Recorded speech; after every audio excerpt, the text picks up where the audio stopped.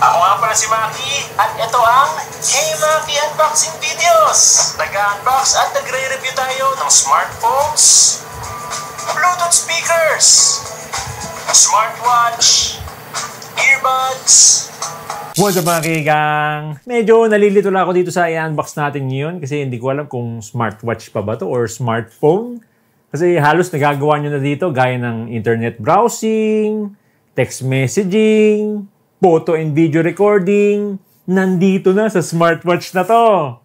Ito ang Rogbit Z10 Android smartwatch. Yung link dito, check nyo lang yung description o pinned comment sa baba. Okay, buksan natin dito sa taas. Yun, nandito kagad yung manual. Yan. Tapos yung Rogbit Z10, bungad na bungad. Okay, lagay muna natin dito sa side. Natanggal na yung plastic. Yan, lagay muna natin dito sa side. Tapos, meron pa siyang additional na box. Yan, buksan natin to. So, nandito na yung magnetic charging cable. Yan. Tapos yan, meron pang free strap na kasama. Yan, extra strap. Tapos check natin yung last na box. Yan, merong screwdriver. Bali itong Rogbit Z10, meron siyang SIM card slot pero may mga screw kaya gagamitin natin itong screwdriver. Okay, mamaya papakita natin yan. Tabi muna natin yung iba. Tanggalin natin yung plastic kahit medyo natanggal kanina. Yan. Obviously, heavily inspired din to sa Apple Watch. Pero ito kasi may camera sa harap tsaka sa right side. Tapos meron siyang SIM card. May pagka-bulky din yung body niya pero naka-leather strap na. Kaya napaka-premium ng dating.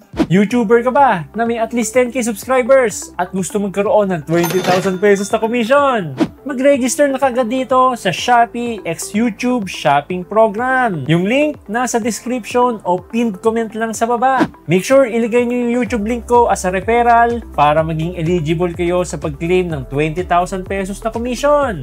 Lastly, magtag lang kayo ng Shopee products sa at least 40 videos sa YouTube channel nyo. Makikita nyo yan dito sa YouTube Studio. Click nyo yung content, click nyo yung pencil icon or details, at click nyo yung products para makapagtag kayo ng Shopee products sa YouTube videos nyo. Napakadali lang, di ba? Kaya mag-register na kagad kayo sa Shopee x YouTube Shopping Program. Yung link niyan nasa description o pin comment lang sa baba. Okay mga kaigang, ito na mismo yung Rogbit Z10 Android smartwatch. Pagdating sa build quality, napaka-premium talaga nito kasi full ceramic yung body niya. Yan. Dito sa sides, dito sa likod. Yan. Full ceramic yan, kaya medyo may kabigatan din siya. Actually, ito yung pinakamabigat na smartwatch na ipifeature natin dito. So yan, glass na yung screen niya. Kung mapapansin nyo dito, merong dot. Yan yung 5 megapixel na front camera niya. Tapos dito sa left side, yung SIM card tray, merong mga screws. Kaya may screwdriver sa box, no? Tapos meron na rin ditong mic, yan. Left mic. Tapos dito sa right side, yung button, 8 megapixel na side camera, tsaka isa pang mic. Yan, bale dual mic to, no? Tapos yan, pagdating naman dito sa likod. So yan, leather na yung strap niya, quick release. So kung gusto nyo palitan to, no, merong free strap na kasama sa box. Tapos yan, nandito na yung sensors niya, tsaka charging pin. So i-charge nyo na to ng 1 hour and 45 minutes. Kaya na nitong tumagal ng up to 5 days pag naka-standby. Pag average use naman, medyo mabibitin kayo dito kasi tumatagal lang to ng 1 to 2 days. Kasi parang smartphone na to, pwede ka mag-wifi, pwede ka mag-internet, may mobile data, tapos may camera pa sa harap, may camera dito sa sides. Kaya kung lahat ng feature na yung ginagamit nyo, 1 to 2 days lang yung battery niya. Okay, lagyan muna natin ng SIM card tong Rogbit Z10. Kunin natin yung ginagamit nating SIM card sa smartphone natin. Yan. Ayaw na mag-focus sa camera natin, liit kasi. Tapos yung screwdriver.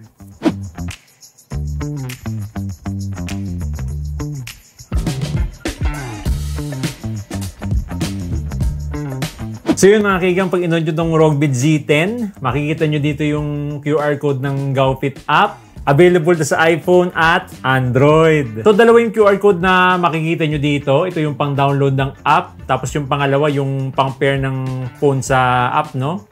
Yan, ito yung pangalawang QR code. Make sure scan nyo na yung QR code dito kasi pag in-skip nyo to, hindi nyo na makikita. Kailangan yung i-reset mismo yung watch, no, para makita ko ulit yung QR code niya. So yun mga kaibigan, ito mismo yung default home screen ng Rogbit Z10. Yan. So kung gusto nyo palitan ng watch face or wallpaper, hold nyo lang yung screen. Yan, check natin.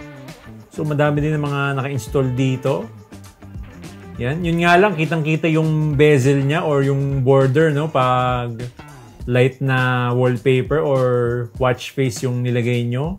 Kaya mas maganda yung mga dark para hindi kita yung borders. Yan, pili nga tayo dito. Siguro... Yan, ito na lang, oh. Para hindi kita yung border niya.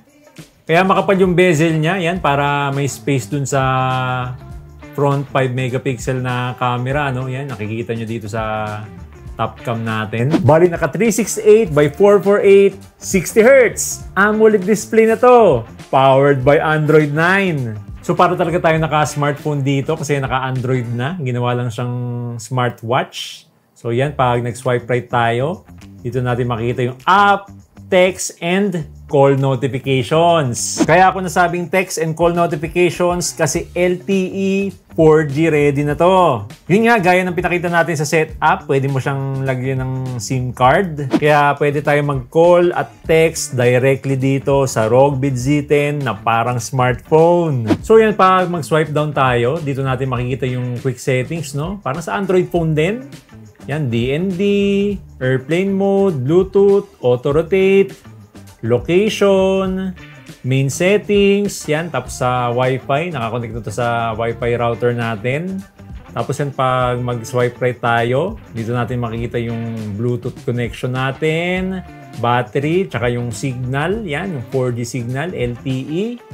Tapos pag nag-swipe left tayo, yan, pwede natin i-off yung 4G mode natin. Yan, naka-on yung data niya, no, pag ganyan. Since parang smartphone na rin to, meron na rin tong built-in GPS. Kaya pag mag-workout kayo, kahit hindi nyo na dalhin yung phone nyo, kahit ito lang, Rogbit Z10, kasi may GPS na mismo to. IP67 waterproof na rin to, kaya okay lang mabasa o malubog sa tubig. So yan, check na rin natin yung mga apps niya dito sa main menu. So dito sa home screen, mag-swipe left lang tayo. Bale, nandito na yung phone. Pwede tayo mag-call mismo dito, no? Mamaya testing natin yan. Kasi meron na tayong SIM card dito sa Rogbit Z10. Tapos yan, pwede tayo mag-add ng contacts. Yan, SMS. Pwede din tayo mag-text mismo dito, no? Since may SIM card siya. Tapos settings, heart rate, blood oxygen, sleep, breath training, yan. Breath training. Desktop settings, yan. Kung gusto nyo baguhin yung layout ng main menu niya, yan. Tapos browser. Bali, may built-in browser na dito, kaya pwede ka mismo mag-internet. So, pwede ka mag-YouTube, Facebook, Instagram.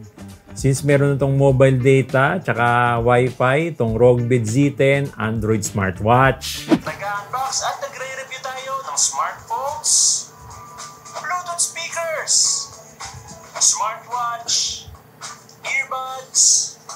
Yun nga lang, pag babad ka sa internet, mapipil mo talaga yung init ng watch. Same din naman sa smartphone natin, pero kasi dito, direct contact sa wrist natin, kaya mas feel mo yung init. Tapos yan, pag swipe pa natin pababa, yan, makikita natin dito yung camera. So meron itong 5 megapixel front camera, tsaka 8 megapixel side camera. Pwede kang kumuha ng photo, tsaka video dito. So ganito yung quality ng camera niya, no? Kung makikita nyo naman, obviously, hindi ganun kalinaw gaya sa mga smartphone natin. So yan yung video na. Overexposed tayo. Hindi na makontrol yung exposure niya. Walang setting sa camera. Grabe, oh. Sobrang liwanag na natin. Puting-puti na. Mabubura na yung mukha natin. Yun, oh. Yun, oh. Parang bond paper na, oh. Puting-puti na yung kamay natin, eh, oh. Oh. So, wala siyang settings para ma-adjust yung exposure. Tapos yan, pag mag-swipe down pa tayo, dito natin makita yung gallery. Yan, mga tinik nating photo, tsaka video. Tapos calendar, alarm clock, music. Bale, pwede tayo mag-store ng music dito since 128GB yung storage itong Rogbit Z10. Yan, recorder, same din, eh, no? Pwede tayo mag-store ng mga recordings dito. File Manager, Weather, Optimization, Watch Face Store, App Store. Dito pwede tayo mag-download ng additional apps na native dito sa watch. Kung bitin kayo dito, pwede directly mismo sa Google Play Store since 128GB naman yung storage nitong ROG Bit Z10. So yan pa, mag-swipe down pa tayo. Yan, makita natin fitness, assistant. Yan, yung Google Play Store mismo. Pwede kang mag-download dito ng apps parang sa mga Android phones. Same lang dito, no? Pero yun nga lang, hindi siya optimized sa smartwatch. Tapos since parang Android phone na rin to, meron na rin tong built-in Google Maps. Bali, meron na tong pre-installed na Google Maps since meron tong built-in GPS no? Ito yung pinaka-favorite ko dito kasi hindi mo na ilabas yung phone mo pag may puputan ka kasi meron na mismo dito sa ROG Bit Z10. Tapos yan, last but not the least, meron siyang face unlock. So, para siyang Android phone talaga, no? Pwede mong ilock tong smartwatch gamit yung face mo. Since meron tong front cam na 5 megapixel. Bale, check naman natin tong app niya, yung GowFit app. Available to sa iPhone at Android. So, yan dito sa app niya, no? Bagong app lang to na ginawa talaga dito sa ROG Bit Z10. So, nandito yung battery percentage ng smartwatch natin. Tapos yung picture, hindi lang tugma. Kasi round yung smartwatch dito, itong ROG Bit Square.